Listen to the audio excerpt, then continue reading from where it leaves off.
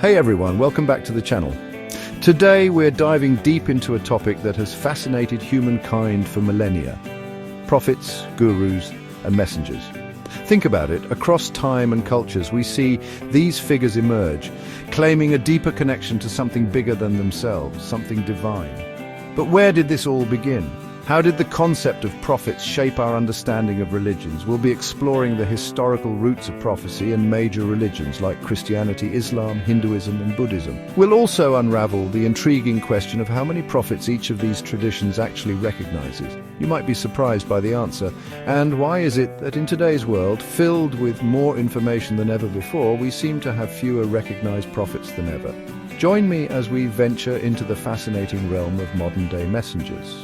Could scientists, artists, activists, even YouTubers be carrying the torch of truth in the 21st century? And what about those individuals who might be silenced, or dare I say medicated, for expressing their unconventional, perhaps even prophetic, thoughts and visions? Get ready for a thought-provoking exploration of belief, truth, and the messengers among us. Let's begin our journey by traveling back in time to the ancient civilizations where the seeds of prophecy were sown. In a world shrouded in mystery, where natural phenomena were often attributed to the whims of the gods, prophets emerged as intermediaries, as interpreters of the divine will. Imagine a time before written scriptures, when the spoken word held immense power. Prophets were like living conduits to the heavens, their pronouncements shaping the beliefs, laws, and even the very fabric of society. Take the ancient Hebrews, for example. Prophets like Moses, Isaiah, and Jeremiah weren't just fortune tellers. They were revolutionaries. They challenged the powerful, spoke truth to injustice, and called for social and spiritual transformation. Their words, often fiery and poetic, echoed through generations, shaping the moral and ethical foundations of Judaism and eventually Christianity. Speaking of Christianity, the figure of Jesus Christ stands at its very core. But Jesus wasn't just seen as a prophet. He was believed to be the Son of God, the ultimate embodiment of the divine. His teachings centered on love, compassion, and forgiveness, spread like wildfire, igniting a spiritual revolution that would forever alter the course of Western civilization. Now let's shift our gaze eastward to the Indian subcontinent, where Hinduism and Buddhism arose. Hinduism, with its vast pantheon of gods and goddesses, has a rich tradition of sages and seers, individuals who, through deep meditation and spiritual practices, attained profound insights into the nature of reality. These enlightened beings, like the rishis of the Vedas, weren't necessarily prophets in the traditional sense, but their wisdom and teachings continue to guide Hindus to this day. Buddhism, on the other hand, takes a slightly different approach. While acknowledging the existence of deities, Buddhism emphasizes the potential for every individual to attain enlightenment, to become a Buddha themselves. The Buddha, Siddhartha Gautama, was not considered a god, but a man who, through intense self-discovery and meditation, achieved a state of perfect awakening. His teachings, centered on the Four Noble Truths and the Eightfold Path, offer a path to liberation from suffering. But the story of prophets doesn't end with the ancient world. In the 7th century CE, a new chapter in the history of prophecy began with the prophet Muhammad in the Arabian Peninsula. Muslims believe that Muhammad received divine revelations from God through the angel Gabriel, which were compiled into the Quran, the holy book of Islam. Muhammad's teachings, emphasizing the oneness of God and the importance of submission to his will, resonated deeply with the people of Arabia, leading to the rapid spread of Islam across the world. From the deserts of the Middle East to the river valleys of India, prophets and messengers have left an indelible mark on human history. Their teachings, often radical and challenging, have inspired social movements, sparked revolutions, and provided solace and guidance to billions. So, we've established that prophets have played a pivotal role in shaping religious beliefs, but have you ever wondered just how many prophets there have been throughout history? Well, it's a question with a rather complicated answer, kind of like asking how many stars are in the universe. We can make educated guesses, but the true number remains elusive. Let's start with the Bible. While it doesn't provide a definitive list, it mentions numerous prophets, both major and minor. From Adam, considered the first human and a prophet in Islamic tradition, to John the Baptist, who paved the way for Jesus, the Bible is replete with figures who claim to speak on God's behalf.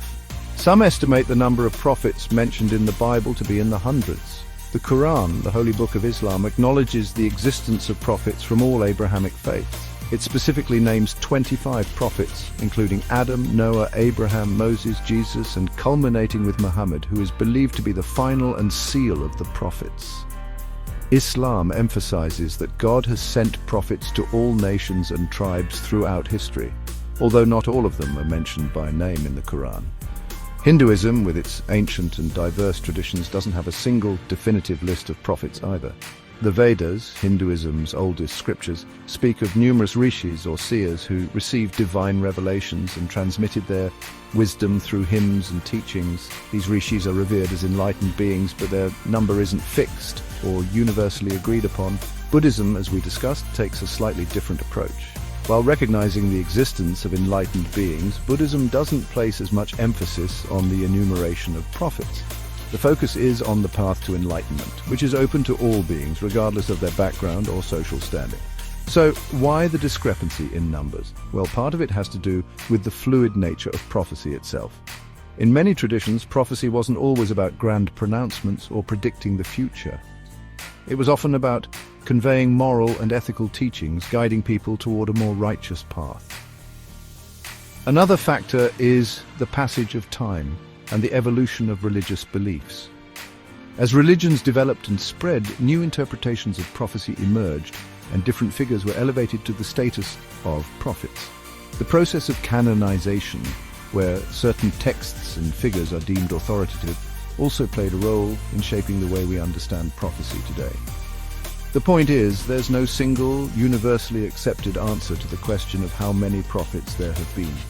Each religion has its own traditions, interpretations, and criteria for recognizing prophecy. But the very act of asking this question opens up fascinating avenues for exploration, prompting us to consider the nature of revelation, the role of messengers in different cultures, and the enduring human fascination with the divine.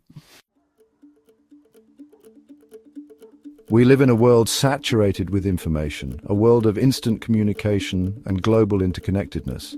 Yet there's a curious paradox. In this age of unprecedented access to knowledge, we seem to have fewer recognized prophets than ever before. Why is that? Have we become too skeptical, too reliant on science and reason to embrace the possibility of divine revelation? Well, one possible explanation is the rise of secularism, particularly in the Western world. As scientific advancements provided alternative explanations for natural phenomena, the need for supernatural interpretations, often provided by prophets, began to wane.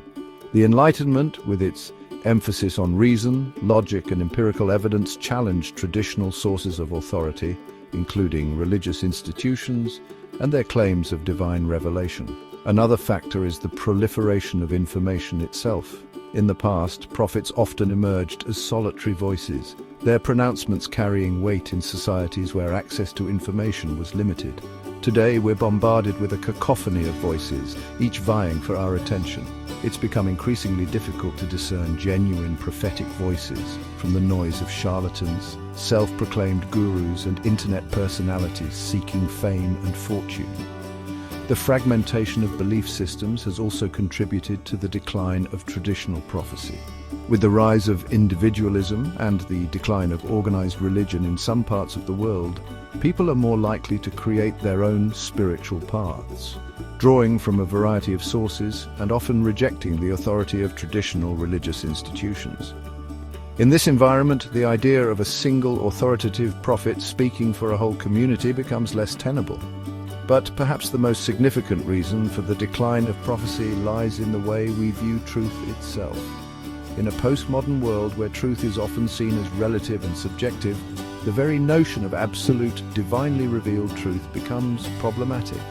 We're encouraged to question authority, to think critically, and to arrive at our own conclusions based on evidence and reason.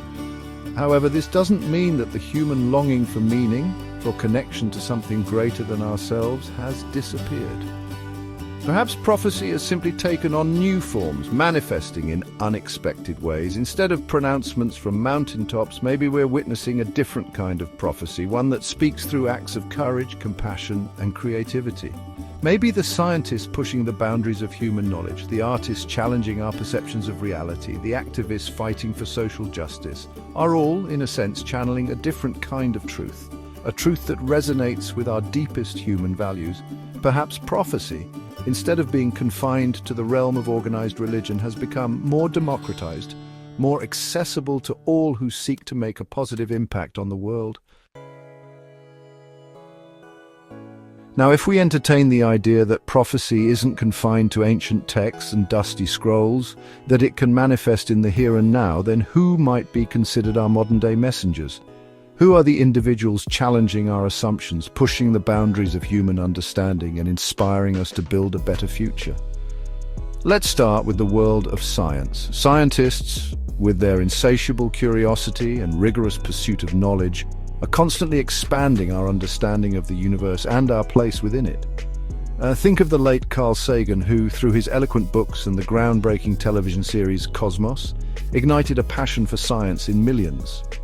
Sagan didn't just explain complex scientific concepts, he instilled a sense of wonder, a profound appreciation for the interconnectedness of all things. Or consider Jane Goodall, whose groundbreaking research on chimpanzees revolutionized our understanding of primate behavior and challenged our anthropocentric view of the world.